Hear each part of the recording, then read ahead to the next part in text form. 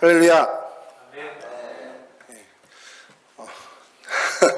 이게 좀 저도 되게 생소한 상황이라 이렇게 앞에 이렇게 휑할 때 카메라만 바라보면서 한다는 게 이게 굉장히 쉽지 않다라는 걸 자꾸 요즘 느끼게 됩니다.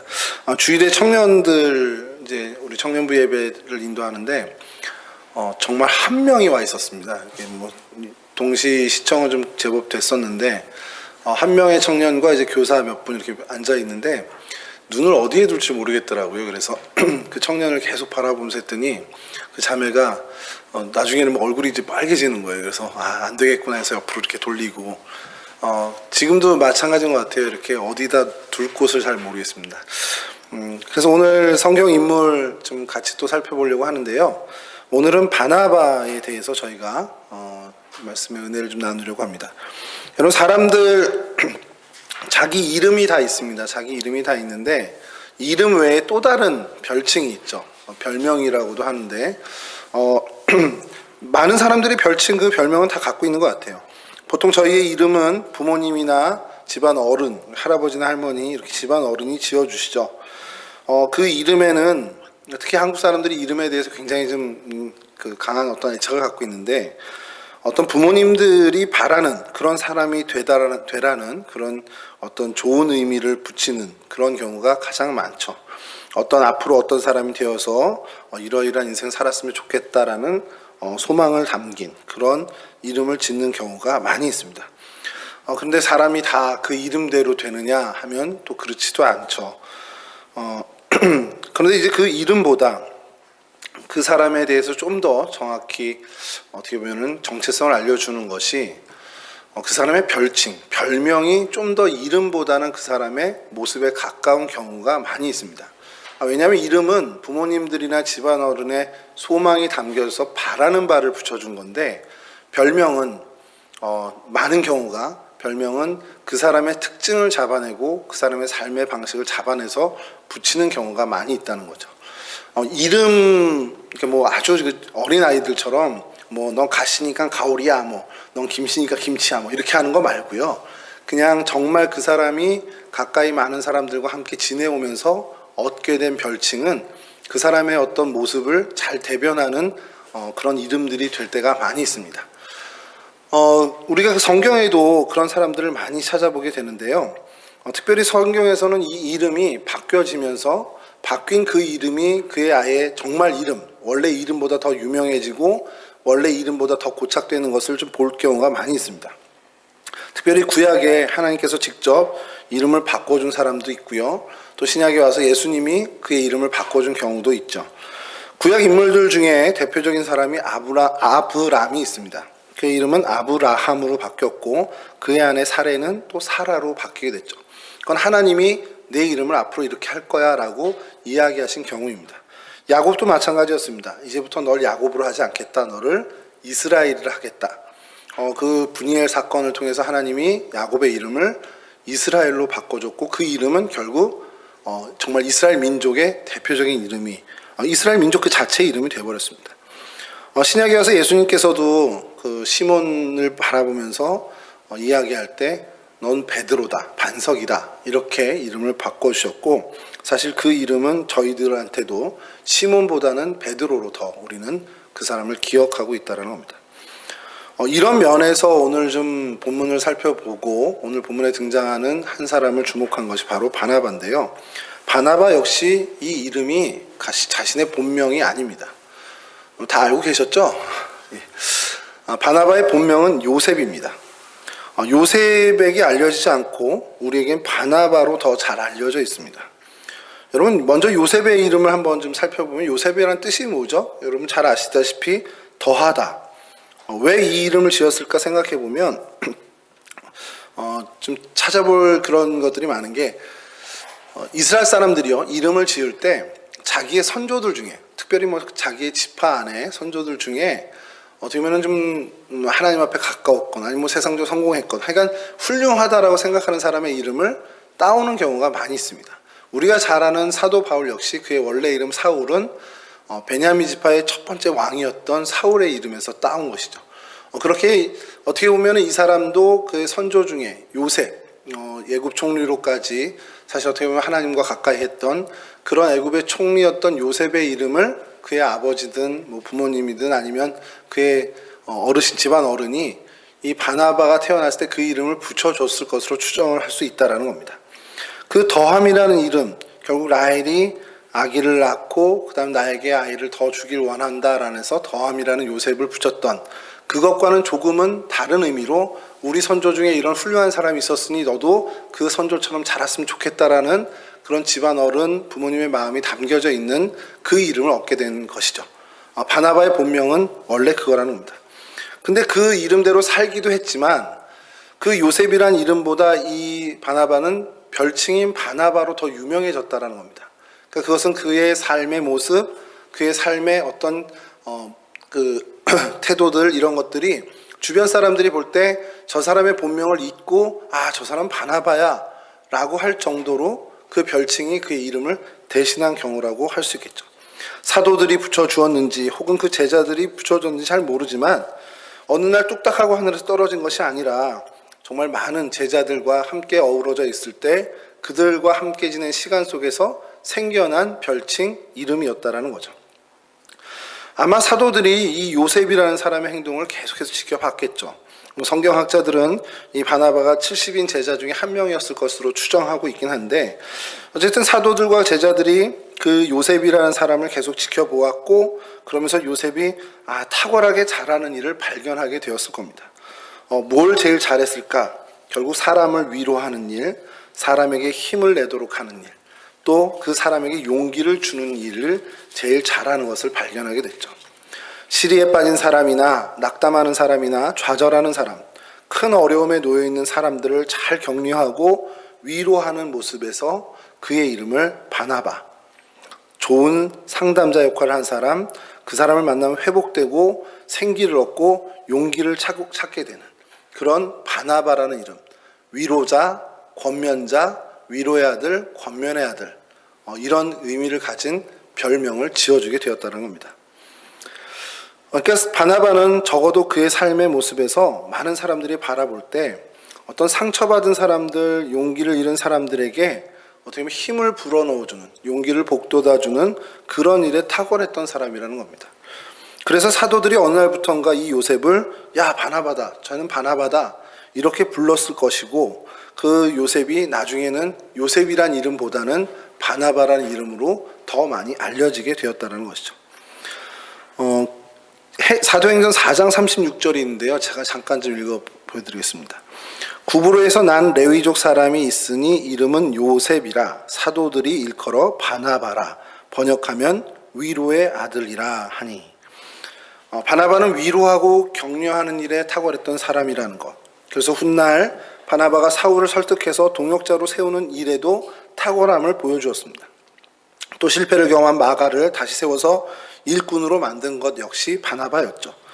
바나바는 사람들을 위로하고 격려하고 세우는 일에 탁월했던 인물이라는 것이 그 이름 자체에서 드러나고 있다는 겁니다. 이 바나바를 바라보면서 저희는 좀 어떤 생각을 가져야 될까 좀 고민을 해봤습니다. 내가 사람을 세우는데 더 어떻게 보면 탁월한 사람인지 그 일에 내가 더 발빠랐는지 아니면 사람을 세우지 못하고 무너지는 사람을 가속화까지는 안 시키겠지만 아무것도 못하고 그냥 가만히 내버려 두는 사람인지에 대해서 한번 스스로 생각해 봤어요. 마음은, 바람은 정말 쓰러져 가거나 용기를 잃은 사람을 세우고 용기를 북돋고 하고 싶은 마음이지만 하나님이 그런 은사를 주셨나? 어떤 면에서는 좀 주신 것 같기도 하고 어떤 면에서는 좀 주셨음에도 불구하고 내가 게으르고 나태함으로 인해서 그걸 발휘 못한 것 같기도 하고 하는 반성을 좀 하는 시간을 좀 갖게 됐습니다. 우리가 사람을 보면서 그런 일을 많이 하죠.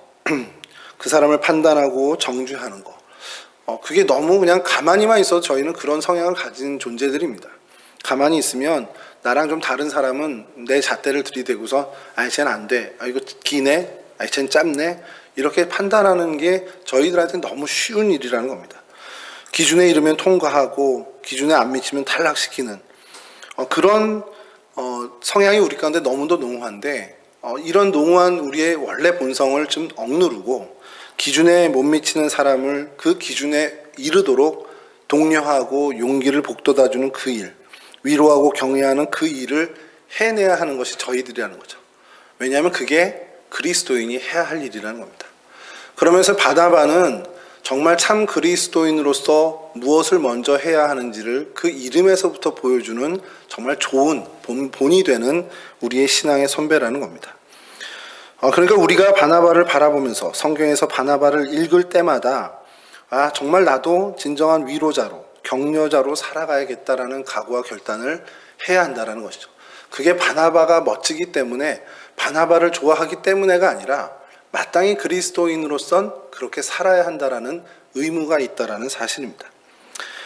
이렇게 사람을 탁월하게 세우는 바나바의 모습을 저희가 살펴봤고요. 두 번째로 살펴볼 바나바의 모습은 정말 믿을만한, 인정받는 사람이었다는 사실입니다.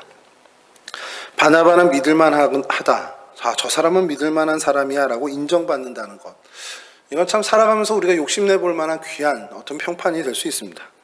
가식이 없어, 속임수가 없는 사람이야, 정말 성실하게 자기 일 잘 감당한 사람이야 라는 어떤 그런 인정을 받는 것은 참 우리가 어떻게 보면 바라고 또 바라는 일들이죠. 그럼 바나바는 어떤 면에서 인정을 받았나 성경에 있는 모습을 좀 보면요, 사도행전 4장 37절 말씀입니다. 제가 봉독해 드리면요, 그가 밭이 있음에 팔아 그 값을 가지고 사도들의 발 앞에 두니라. 우리가 잘 알다시피 초대교회는 네 것 내 것 할 것 없이 다 통용하면서 서로가 같이 사용을 했습니다. 그리고 물건을 통용하고 나눌 때 자기 것을 속이는 사람들도 성경에 등장하죠. 그래서 하나님으로부터 책망을 받은 사람도 등장합니다. 근데 그 모든 것, 자신의 풍성함을 정말 기꺼이 내놓은 사람이 있었는데 그 대표적인 인물을 성경은 바나바를 이야기하고 있어요. 정말 모든 사람의 은혜를 받아서 정말 서로 상통하고 모든 것을 나눠 쓰는 가운데 바나바도 자기의 밭을 팔아서 사도들 발 앞에 드렸다. 그것은 하나님께 드렸다라는 겁니다. 그런 어떤 헌신의 모습, 그런 모습에 있어서 많은 사도들로부터 칭찬받고 또 인정받았다는 사람이라는 거죠. 그것은 그 헌신이 인정받았다는 것인데, 사도들로부터 교회로부터 인정받았다. 뭘 인정받았는데 그럼 그의 헌신을 인정받았다는 겁니다. 저희들도 있어요. 저희 교회, 우리 동성교회도 마찬가지지만 저도 지난 섬겨왔던 교회들을 이렇게 보면 저 권사님, 저 집사님 참 저 헌신이 참 아름답다. 그렇게 할 만한 분들이 정말 눈에 띄게 있습니다. 그런 헌신을 통해서 목회자로부터 또 같은 신앙의 공동체 안의 교우들로부터 인정받는 사람들이 오늘날에도 있다는 겁니다. 여러분, 그럼 그게 정말 어떤 정말 어마어마한 것을 헌신해서 그러냐? 그럴 경우도 있지만 아닌 경우가 더 많다는 겁니다. 정말 작은 일이지만 정말 신실함을 다해서 헌신하는 모습을 보면서 인정하게 되는 것. 초대교회 당시도 그런 모습으로 사람들이 서로서로를 인정하고 세워갈 때 바나바가 그 부분에 있어서 굉장히 탁월했다라는 것을 성경은 우리에게 이야기합니다.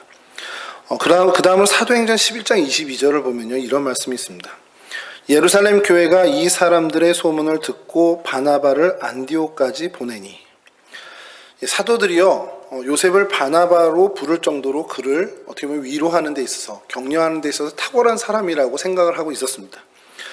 초대교회의 이 복음이 스데반 순교를 기점으로 해서 정말 불같이 타오르게 되죠. 그래서 정말 예루살렘을 떠나서 온 유다 땅과 사마리아 땅과 그 너머 정말 땅 끝에까지 그 복음이 계속해서 증거되기 시작했습니다.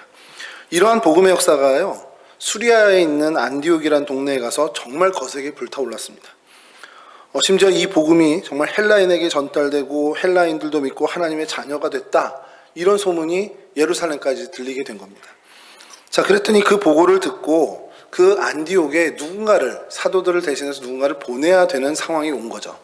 근데 그 사도들이 회의를 했겠죠. 결정한 것이 바로 바나바였습니다. 여러분, 이 일이 굉장히 중요한 일인 게 단순히 안디옥에 가서 어떤 상황인지 그 사정만 살펴보고 오라는 것이 아니라 가서 그 사람들을 어떤 공동체를 일구고 그래서 주의 몸인 공동체에서 그들을 잘 양육하고 천국 백성을 만드는 주의 증인으로 만드는 일을 감당하고 담당할 사람을 보내는 겁니다. 귀한 목회자를 파송하는 거예요. 그러니까 중차대한 이 일을 그들이 누굴 보낼까 고민할 때 생각하고 결정한 것이 바로 바나바라는 사실입니다. 공동체를 세우는 정말 큰 일꾼이 필요했는데 그곳을 지도하고 관리하고 양육할 그 사람, 그 적임자로 선택된 사람이 바로 바나바라는 겁니다.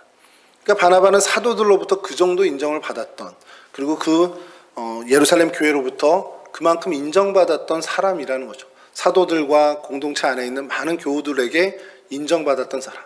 그의 헌신을 통해, 그의 삶의 모습을 통해 그는 이렇게 인정받은 사람이었다는 겁니다.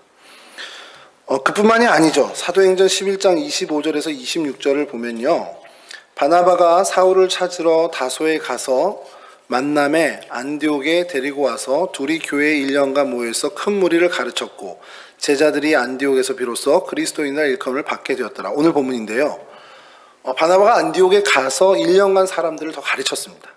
그때 많은 무리들이 죽게 더해졌다라는 거예요. 그리고 나중에는 바나바가 가르친 제자들이 그리스도인이라는 칭호를, 어떻게 보면 그런 명칭을 얻게 되는, 그런 인정을 받게 되었습니다. 그러니까 바나바는 가르치는 일에도 탁월했고 어떻게 보면 사람들이 믿고 따를 만한 인물이었다라는 거죠. 그러니까 뭐냐면 사도들과 교회의 인정을 받았을 뿐만 아니라 무사람들의 인정까지 받았던 사람으로 우리는 그를 평가할 수 있다는 겁니다. 어떻게 보면 임기응변에 능한 사람들이 있습니다. 그러니까 우리가 살아가다 보면 무슨 일을 이렇게 해낼 때 요령이 좋고 수완이 좋고 임기응변이 뛰어난 사람들이 있죠. 근데 사실 모든 일이 순간은 그렇게 될 수 있지만 임기응변으로만, 정말 좋은 수완으로만 되는 것이 아니라는 거죠. 왜냐하면 지속 가능한, 그런 오래 지속할 수 있는 일은 임기응변 갖고는 되지 않고요, 정말 그 진득함과 진짜 실력이 있어야만 가능하다라는 것을 알 수 있습니다. 정말 보이는 곳에서만 열심히 하고 보이는 곳에서만 잘 드러내고, 근데 이런 사람들은 오랜 시간이 지나면 어쩔 수 없이 본 모습이 드러나게 되고 밝혀지게 돼 있다는 거죠. 그런 면에서 바나바가 안디옥 교회에서 오랜 시간 동안 목회를 하는 동안에 오히려 더 많은 사람들로부터 인정을 받았다는 것은 그가 어떤 임기응변이나 편법이나 요령에 뛰어난 사람이 아니라 진짜 실력자, 진심이 통하는 사람이었다는 것을 우리가 알 수 있다는 거죠. 그렇게 그 모습을 통해 시간이 흐를수록 무사람들로부터 인정을 받은 사람이었다는 겁니다. 또 성경 한 절을 읽어드리겠습니다. 사도행전 13장 2절인데요. 제가 좀 읽어드릴게요. 주를 섬겨 금식할 때에 성령이 이르시되 내가 불러 시키는 일을 위하여 바나바와 사울을 따로 세우라 하시니. 이제 훗날 안디옥 교회에서 선교사를 파송하게 됩니다. 선교사를 파송하는데 어느 사람을 선교사로 따로 세울까? 그거에 사람들의 회의나 결정이 아닌 성령께서 지명해 버립니다. 성령 하나님이 임하셔서 바나바와 사울을 따로 세워서 선교를, 그 어떤 파송을 하게끔 하신다는 거죠. 그러니까 따로 세워 안수하게 했다라는 거예요. 성령 하나님이 정말 친히 바나바를 선교사로 세우게 하신 겁니다. 이건 뭘 얘기하는 겁니까? 아까 처음에 그의 헌신을 통해서 사도들로부터 인정받고 교회 공동체에서 인정받고 또 많은 공동체 밖에 있는 사람들로부터도 인정받았는데, 그 인정받는 것이 더 나아가서 성령 하나님, 곧 하나님으로부터 인정을 받은 사람이라는 겁니다. 사람들의 칭찬, 사도들의 칭찬, 칭찬이 아니라 인정을 받고 이제는 더 나아가서 하나님의 인정을 받고 일꾼으로 세워졌다라는 것. 여러분, 바나바는 정말 인정받은 사람이었다는 겁니다. 사도들에게, 교회에게, 무리들에게, 그리고 더 나아가 하나님에게 인정받았던 사람이라는 것. 앞서도 말씀드렸습니다만 무엇을 인정받았습니까? 그의 헌신과 그의 열정과 그의 성실함, 그의 정직함, 이 모든 그의 삶이 하나님으로부터 인정받았다라는 것이죠. 그러면 여러분, 저희는 앞으로 어떻게 살아야 되는지에 대해서 고민할 때 답이 정말 명확합니다. 어떤 삶을 살아야 할까? 정말 내가 어떤 삶을 살아야 할까라는 목표를 둘 때 하나님으로부터 인정받고 사람들로부터 인정받고 교회에서, 그리고 교회의 많은 교우들에게 인정받는 그런 삶을 살아야 한다는 것을 우리는 목표로 삼아야 한다는 것이죠. 여러분, 그러면 어떻게 인정받을 수 있을까요? 생각해 보면요, 바나바가 이런 사람들에게 인정받기 위해서 정말 보이려고 애써 노력한 사람이었냐라고 우리가 묻는다면 절대 그렇지 않습니다. 바나바는 어떤 인정받기 위해서 노력한 인물이 아니라는 겁니다. 그저 자기에게 맡겨진 일에 그냥 최선을, 성실함을 다했다라는 겁니다. 기꺼이 헌신하고 기꺼이 순종하고 기꺼이 희생하는 사람, 누구를 위해서?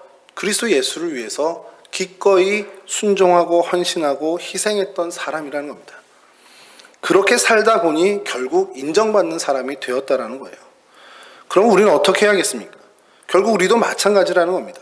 하나님 앞에서 하나님께서 맡겨주신 작은 일, 큰 일 관계없이 그냥 하나님이 맡겨주신 자리이기 때문에 최선을 다해서 그 자리에서 헌신하고 그 자리에서 순종하고 그 자리에서 희생하고 그 자리에서 신실함을 다하면 우리는 모든 이들로부터 더 나아가 하나님으로부터 인정받는 사람이 될 수 있다는 겁니다.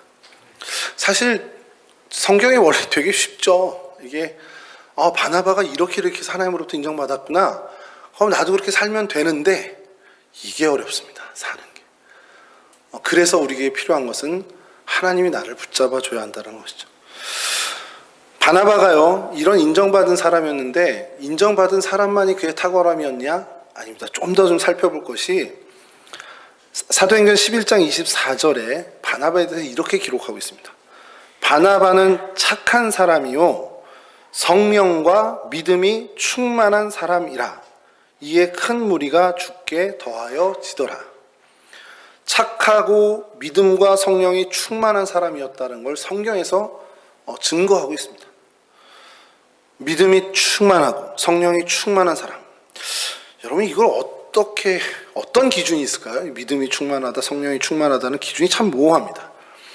근데 바나바를 믿음과 성령이 충만하다라고 하는 것은 결국 그가 자신의 재능을 자기의 이익을 위해 사용하지 않았다라는 것을 이야기한다라는 겁니다.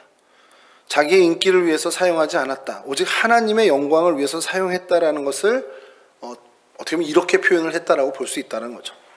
자신의 은사를, 자기가 갖고 있는 것들을 자기의 유익이 아닌 하나님과 교회의 유익을 위해서 사용한 사람.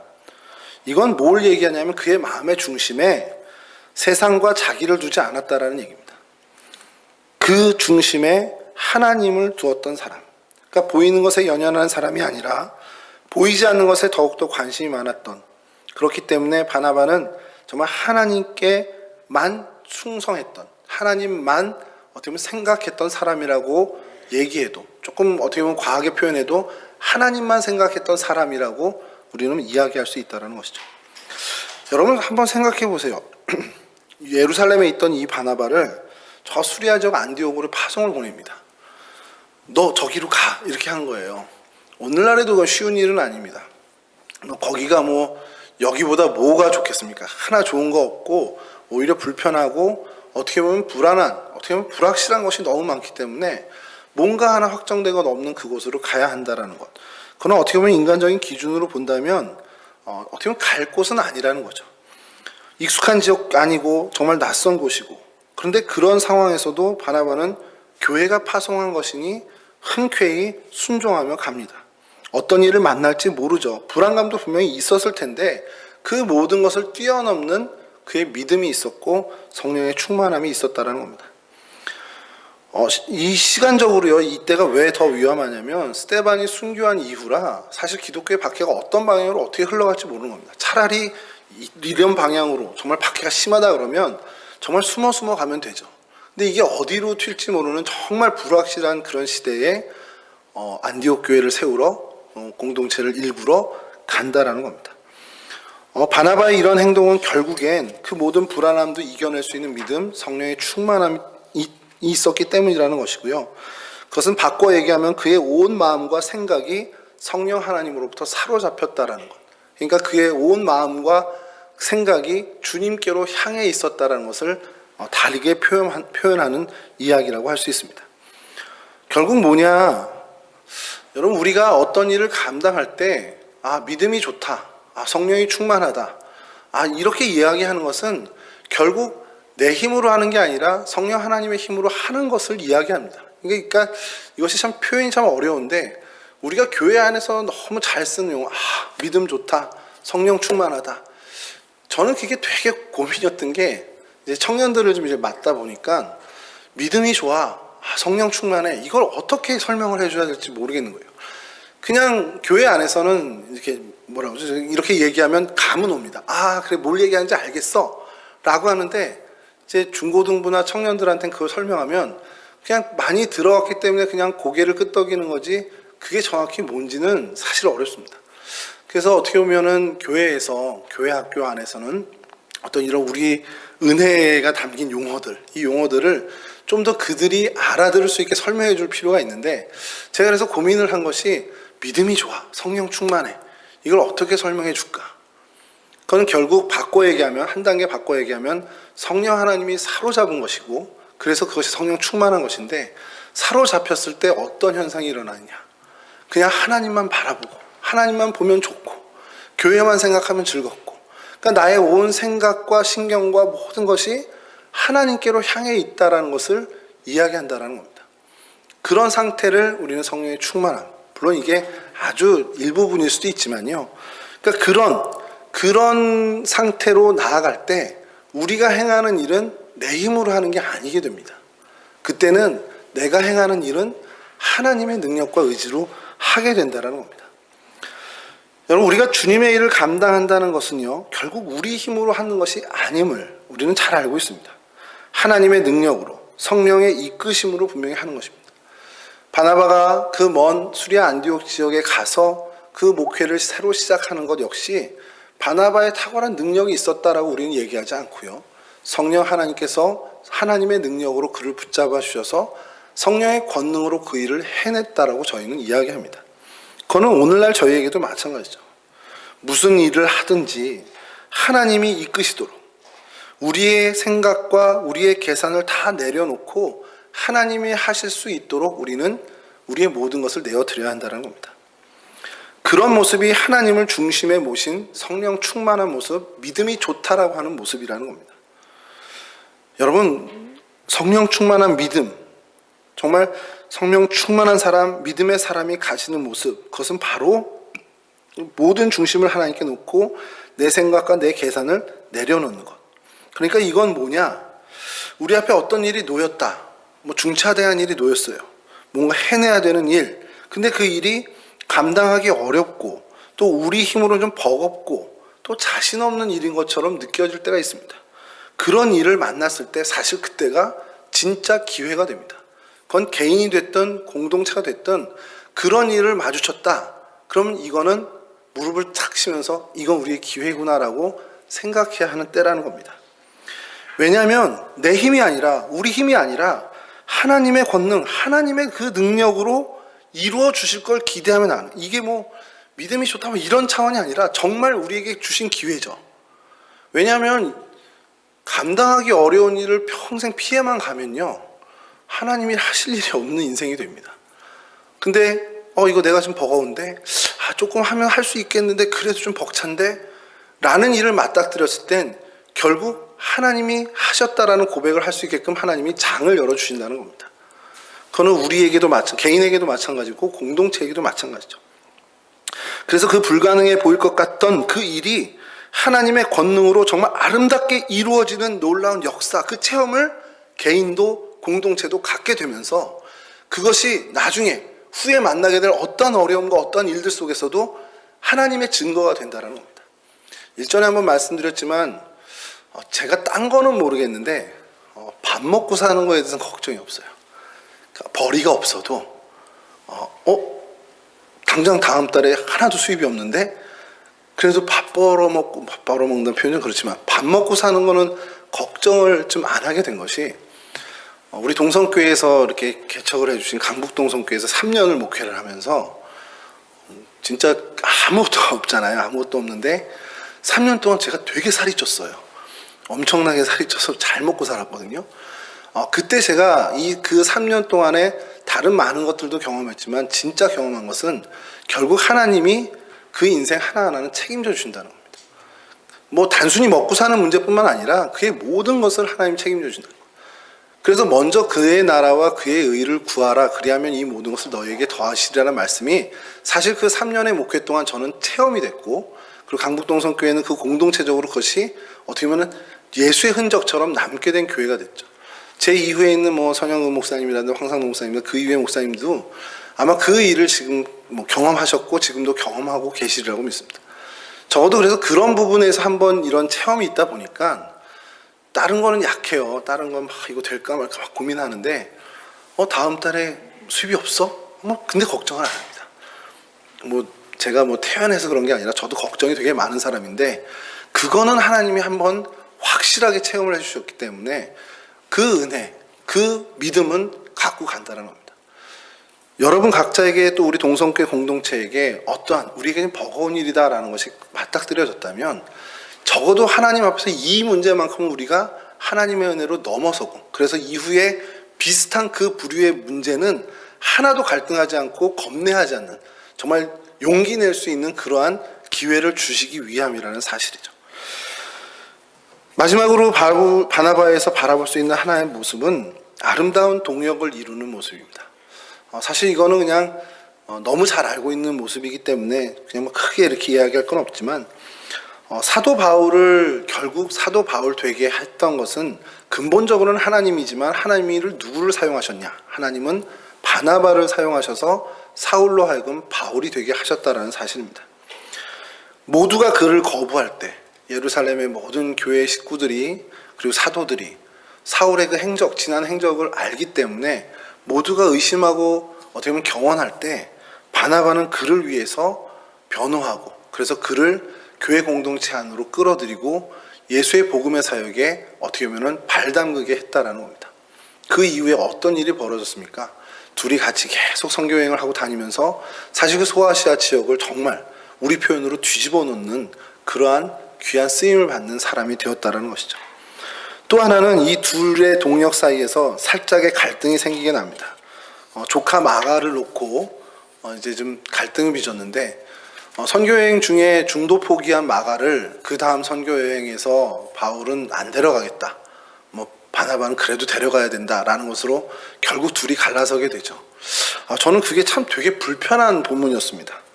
야, 이거 바울하고 바나바가 갈랐으면 안 되지. 이게 다른 교회에 모범이 돼야 되는 양반들인데 교회에서 그럼 갈등 있는 사람들한테 뭐라고 얘기해요? 갈등 있는 사람들은 오히려 봐라 바울이랑 바나바도 갈등 생겨서 갈라섰는데 우리도 당연한 거 아니야? 이런 얘기 하지 않을까라는 고민이 좀 있었습니다. 근데 그 뒤로 가다 보면요, 영영 헤어졌나라는 그 고민으로 성경을 찾아보면 바울이 바나바에 대해서 또 마가에 대해서 한번 다시 언급하는 본문을 좀 보게 됩니다. 고린도서 9장 6절인데요. 어찌 나와 바나바만 일하지 아니할 권리가 없겠느냐 이런 얘기를 합니다. 그래서 주석을 좀 막 찾아봤어요. 그랬더니 당시 초대교회 지도자들 중에는 일하지 않고 정말 교회만 전담해서 어떻게 생계를 유지하고 또 목회를 하는 사람들이 많았습니다. 근데 이제 사도 바울은 좀 다르게 자비량 선교를 했어요. 천 막히는 일도 하고.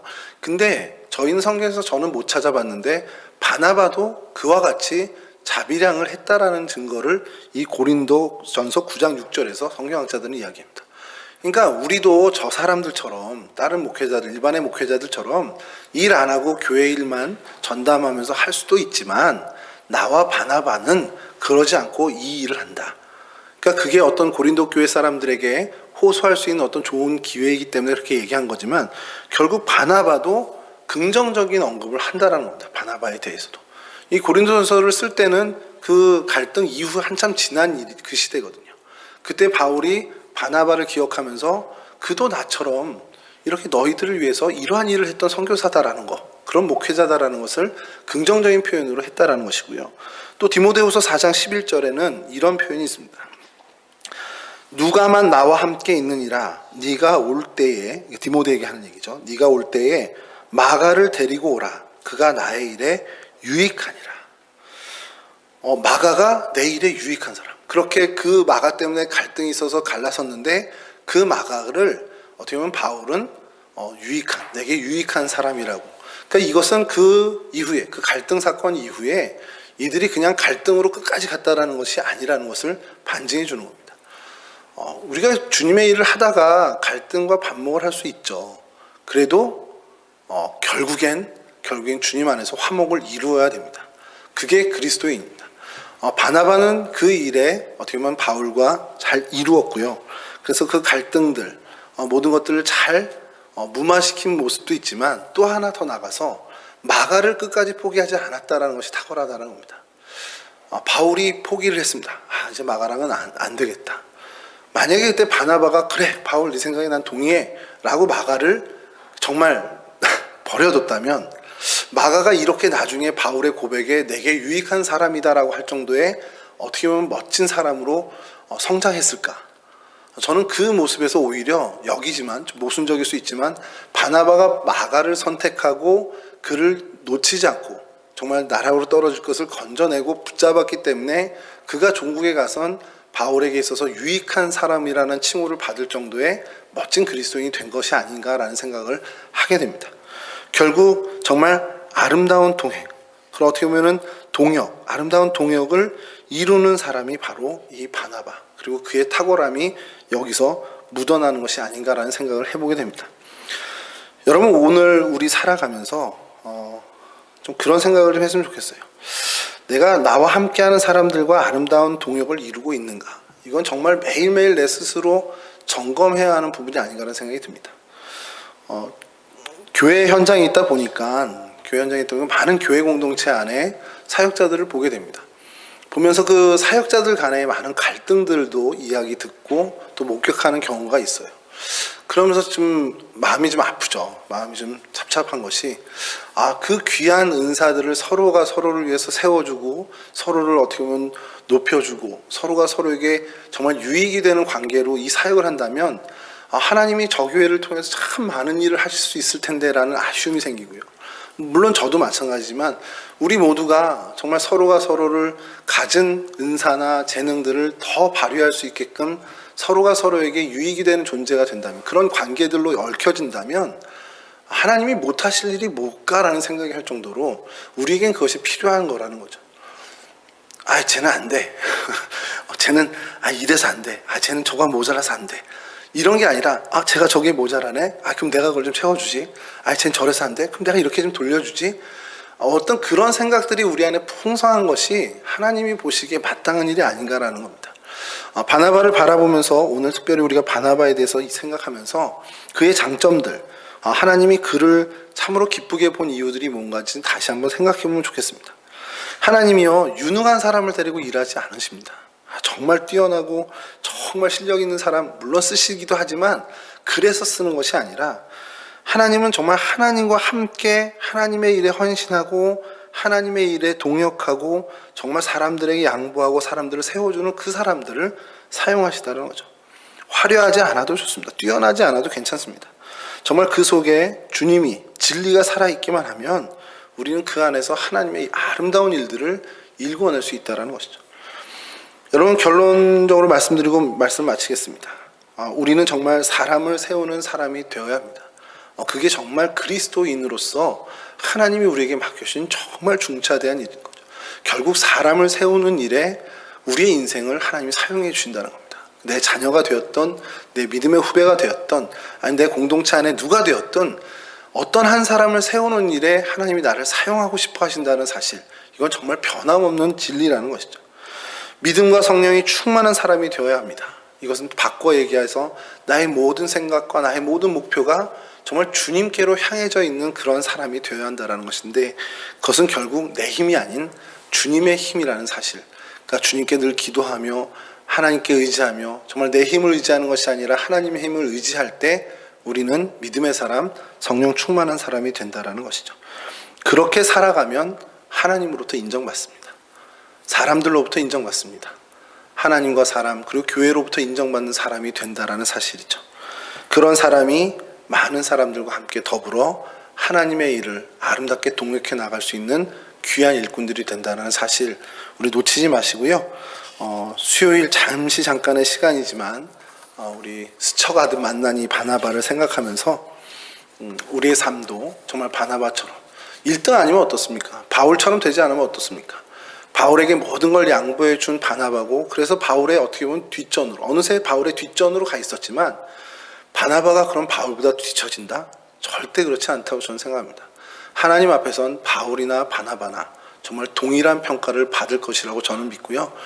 많은 수많은 익명의 그리스도인이 천국에서 하나님 앞에선 그러한 어떻게 보면 대우를, 그러한 인정을 받게 되리라고 믿습니다. 우리는 안 알아주더라도 하나님은 보시잖아요.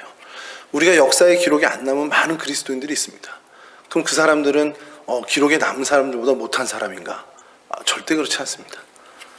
우리도 언젠가는 하나님 앞에 갔을 때 우리의 후손들이 우리의 이름이 기록에 남을 수도 안 남을 수도 있지만 하나님의 평가와 사람의 평가가 다르다라는 것 우리가 잘 알듯이 그저 내게 맡겨주신 이 일에, 그리고 오늘 스쳐 지나가듯 바나바를 만났지만 바나바의 삶의 모습을 내 삶의 모습으로 정말 닮아가는 것, 그 여정을 우리가 열심히 한다면 바나바가 하나님으로부터 칭찬받고 인정받은 그 이상의 칭찬과 인정도 우리가 받을 수 있으리라 믿습니다. 이와 같은 귀한 은혜에 누리시는 저와 여러분, 우리 공동체 될 수 있기를 주님의 이름으로 간절히 축원합니다.